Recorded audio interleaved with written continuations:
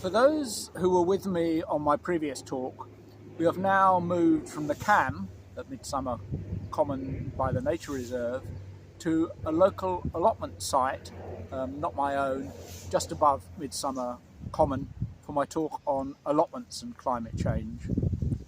For those just joining, I've just given a talk on climate change and rivers. I've been involved with climate change issues for several years. This has included attending lectures and workshops and assisting in running seminars for 6 years, organised by the Department of Social Anthropology, Sustainable Engineering and the Faculty of Education. I also participated in good energy policy seminars and initiated a series of projects on environmental education for primary school children that have now been running for several years and have developed a global dimension with cross-communication between the UK, Italy, Nepal, Mexico, Alaska, South Africa and Mongolia. I'm also a regular participant in political ecology seminars at the Geography Department, Cambridge University, after attending the undergraduate political ecology course and an environmental justice course. I was a regular visitor to China, particularly Tibet and other Himalayan areas, including Nepal, Bhutan, Sikkim and northern India, as an associate member of the Mongolia and Inner Asia Studies Unit at Cambridge. All these areas are very affected by climate change.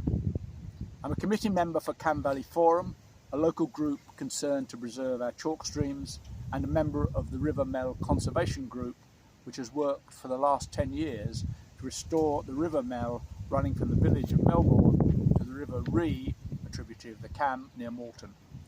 I'm also secretary of the Mel Wood Conservation Group. I've described the way in my previous talk that I've encountered the effect of climate change on rivers and in particular our local chalk streams.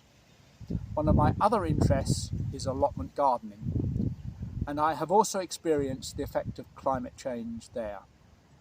There is a strong link to the plight of the chalk streams because water is also a key component of managing vegetable growing. In the same way as the chalk stream is affected by extremes and unreliability of weather patterns, these also have a major impact on the successful growing of vegetables. I've had an allotment for about 40 years, firstly on gravel base in London near the Thames, and now on a chalk base in a village near Cambridge. This has been a very satisfying activity and has provided a steady stream of vegetables for my family and friends for many years, avoiding the plastic packaged supermarket products. Also, in my opinion, the food tastes much better and helps us keep our meat and cheese consumption down. This therefore has an indirect effect on factors affecting climate change, like the methane produced by cattle. However, I have found that in recent years the weather has been much more variable, so planting and harvesting can't be scheduled so effectively. I know that it's a cliche that gardeners and farmers are constantly complaining about the weather and are never satisfied with the current state of affairs. Too hot, too cold, too dry, too wet, never the right amount of anything. Nevertheless, what I have noted is more variability. It is not too difficult to deal with unusually hot or cold periods. What is difficult to deal with is when they happen at unexpected times of the year. Another difficult factor is that storms are becoming more violent. A plastic greenhouse, which had been stable for several years, was completely removed from its attachment recently and ended up over the fence. Also, the storms that are short with very heavy rain at unusual times of the year are destructive of crops and soil texture. The preceding has been my personal impressions and also indicated from my sowing and harvesting notes. However, despite another cliche that all we old men do is stand around and complain about the weather, there is a general consensus on my site that the weather is much less dependable. For us, detail matters.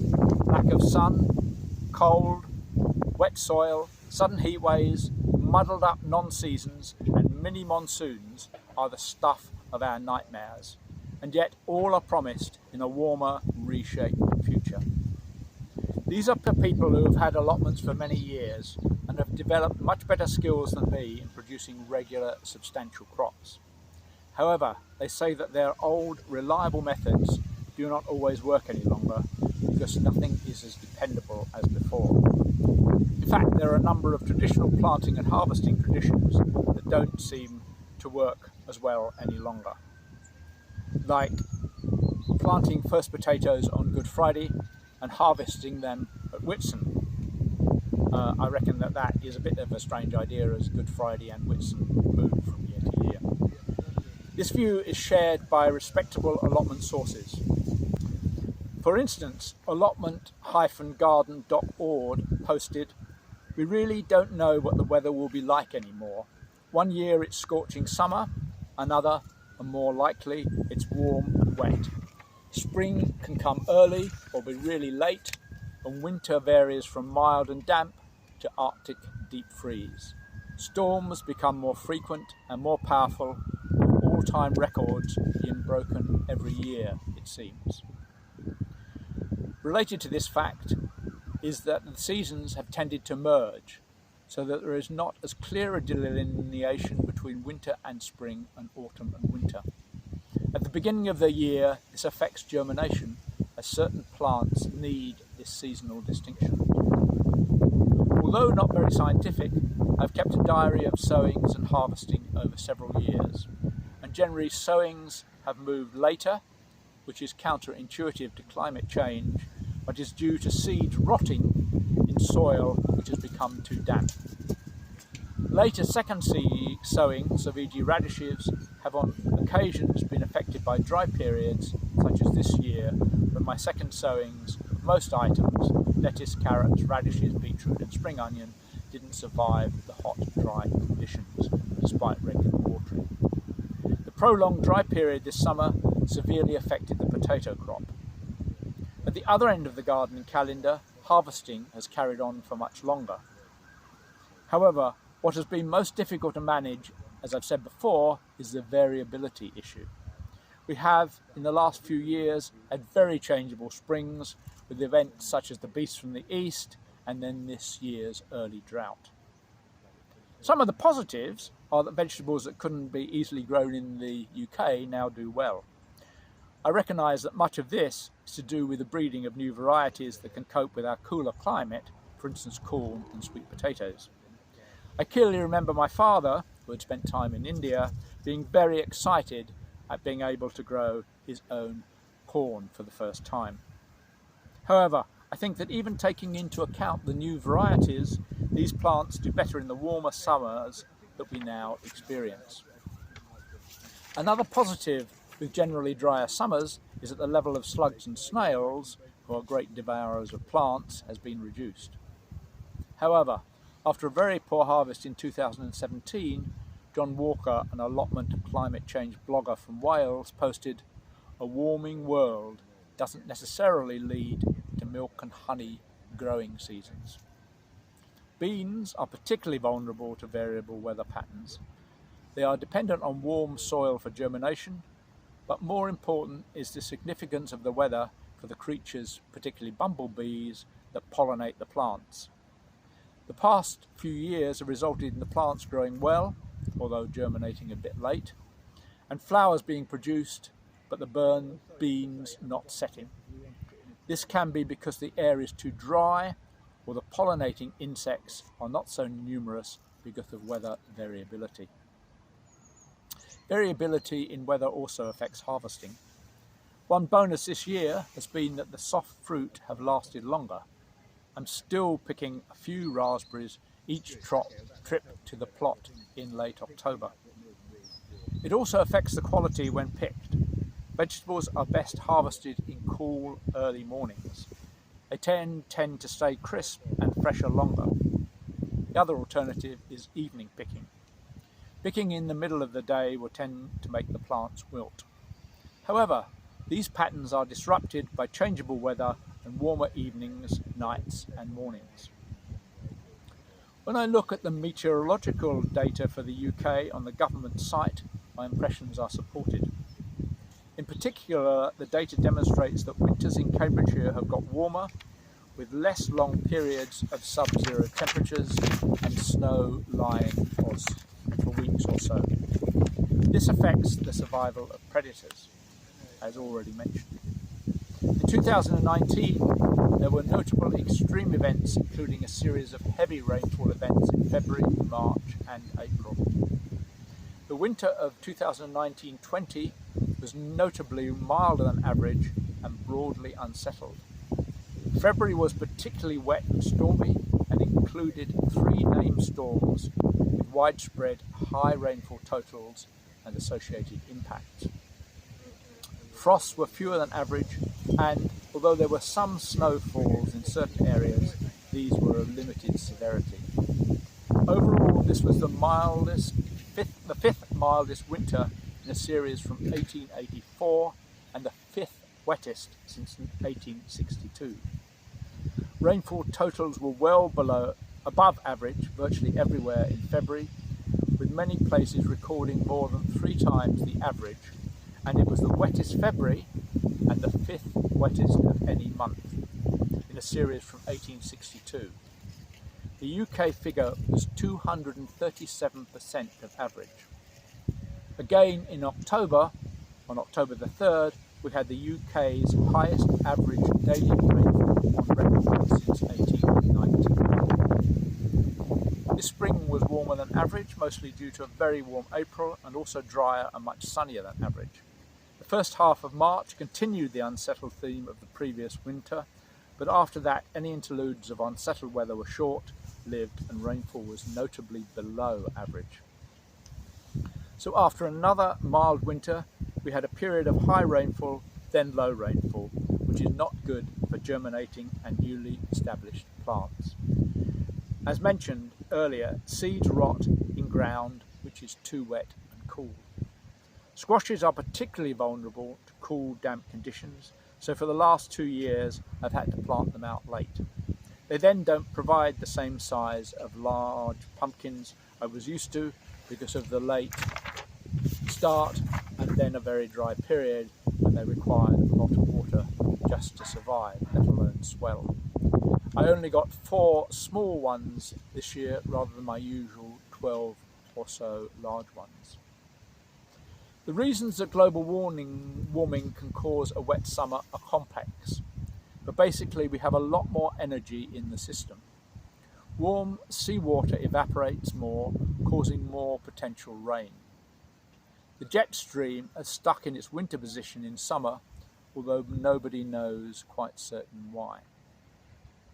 There is even talk of the water currents changing and plunging the UK into winters that they have in Canada at the same latitude, i.e. very, very cold sub-zero. John Walker, the Welsh blogger, identified in 2012 a particularly bad year and the beginning of noticing significant effects from changing weather patterns on his vegetable gardening. At the time, this was the wettest summer in a century and the second wettest since records began. The year was the wettest since records began. All of this is important because academic studies of allotment gardening in Manchester, Poland and Germany found that they provide important benefits and ecosystem services such as local climate and water regulation. They are particularly valuable in urban areas and can play a critical role in urban resilience. They have the potential to offer multiple social and biophysical ecosystem services in addition to their role in food production. Allotments have a higher species richness than urban parks and often unusual species. I'm well aware of the profusion of weeds on uncleared areas of my plot during the year. These are ones that thrive on the rich allotment soil and might not survive elsewhere in an urban environment. Sadly, most of the climate coverage in gardening magazines plays safe by focusing on how we'll cope with inevitable future changes, but is silent on how gardening might play its part in putting the brakes on it. It is the same with gardening programs on the TV or radio. I wonder when Gardener's World or Gardener's Question Time will run slots on cultivating to calm climate chaos. Some of the things that gardeners can do to mitigate their contribution to climate change are reducing energy use, for instance by using renewable sunshine to warm the greenhouse. Choosing modern peat-free composts, because mining peat unlocks fossil carbon stores which add to climate turmoil. Not using oil and energy-intensive pesticides and weed killers. Walking or cycling to the allotment rather than using the car. Thinking before buying any gardening accessories that use a lot of energy in their production. There are also things that gardeners can do to deal with the increasing variability of weather conditions under climate change. We just don't know what will happen next year, so we need to cover all our bases. Much of the answer is to follow good gardening practices anyway. Things we really should be doing whatever the weather. So the first one is just be prepared. Warmer weathers will mean many of the pests and problems that are normally killed by cold weather will survive to plague us in the spring. Accordingly, organic methods such as producing habitats for predators will be of great benefit. When the pests are alive, so are the predators, and that will keep them in check. Another point is good hygiene practices. For example, when harvesting potatoes, ensure that the travellers, those little potatoes that we miss, are dug up. They provide a reservoir for blight and other problems, especially now we have warmer soil. Also, one can improve the soil with the organic matter. Organic matter in the soil acts as a sponge and buffer to extreme water conditions. In the event of a drought, there is a larger amount of water stored in the soil to help carry the garden through to the next rain. I collect fallen leaves in the autumn for putting under my potatoes, although it didn't work in the extreme drought of this year. In extreme wet weather, the organic matter increases the soil's capacity to absorb water, and the improved structure will allow oxygen to still get to the plant's roots. Plants, like animals, can literally drown if no oxygen is available. So improved soil condition will benefit whichever way the weather goes. Another idea is double digging and breaking up any clay pans below the surface which exists in wet conditions. Because you incorporate organic matter as part of the digging process, you improve the sponge effect referred to above. Many people also now build deep raised beds. These will raise the plants above a high water table, helping to prevent flooding in wet weather and again providing a reservoir for dry spells. Also, one can put in drainage if the area is wet. Irrigation systems can improve things significantly. Cam Valley Forum recently did an analysis of the amount of water used on allotments, and in the scale of things it was relatively minor. However, we could still do better by using smart irrigation systems such as underground tanks and butts on all of the downpipes on the plot. Weeping hoses are very efficient and long-lasting, especially useful with deep beds. We did raise the idea of improved water conservation on the allotment site, but it was not considered a priority. Varying sowing times and sow backups in case the first sowing fails are important mitigation activities, and successional sowing can save the day if the first fails utterly. Also, using different varieties which have different germinating requirements can deal with the extreme variability in the weather at sowing times. And the last point is to spread out the crop to take advantage of drier or weather areas on the allotment. There is an appreciation of the importance of allotments and gardening generally to biodiversity and ameliorating the effects of climate change.